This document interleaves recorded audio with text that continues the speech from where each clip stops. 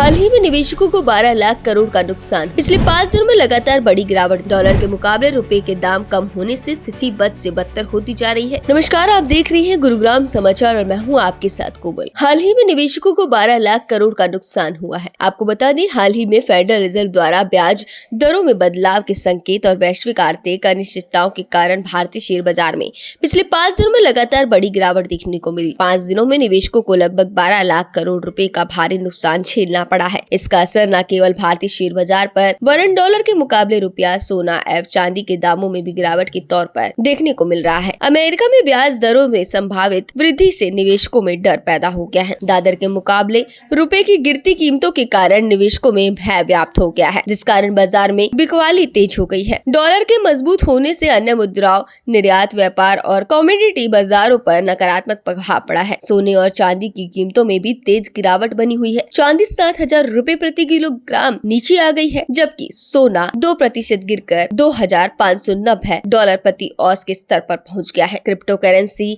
Bitcoin सहित प्रमुख crypto currency में 6% से अधिक की गिरावट आई है, जिसका असर अर्थव्यवस्था में वैश्विक रूप से दिखाई देने लगा है। इस अस्थिरता ने निवेशकों के सामने यह सवाल खड़ा कर दिया है, वह अपने निवेश को किस तरह से सुरक्षित करे। बैंकों, म्यूचुअल फंड, भारतीय जीवन बीमा निगम और भारत की अन्य वित्तीय संस्थाओं ने शेयर बाजार में भारी निवेश किया है। शेयर बाजार में जिस तरीके से गिरावट देखने को मिल रही है, उसके बाद बैंकों और भारत की अन्य वित्तीय संस्थाओं की हालत भी दिन पे दिन खराब होती जा रही है। अब बैंक में एफडी और बचत खातों में जो पैसा जमा है, वह जमा करता निकालने लगे हैं। बैंकों में नकदी का संकट आ गया है। बैंकों से पैसा ज्यादा निकल रहा है, जमा कम हो रहा है। सोना चांदी के दाम भी गिर रहे हैं, इनमें भी अस्थिरता बनी हुई है। निवेशक कहाँ निवेश करें, यह उनकी समझ में नहीं आ रहा है। आर्थिक विशेषज्ञों का मानना है कि बाजारों में गिरावट का यह दौर लंबे समय तक प्रभाव डाल सकता है, जिसके कारण लोगों में घबराहट देखने को मिल रही है। इस समय सावधानी पूर्वक निर्णय लेना आवश्यक है। निवेशकों को अलग अलग वित्तीय संस्थाओं में निवेश करने पर ध्यान देना चाहिए। शेयर बाजार से बचना जरूरी है। अलग अलग निवेश करने पर जोखिम कम किया जा सकता है। सोना और अन्य सुरक्षित संपत्तियों में निवेश एक अच्छा विकल्प हो सकता है। आर्थिक उतार चढ़ाव अनिश्चितता में है। वैश्विक स्तर पर आई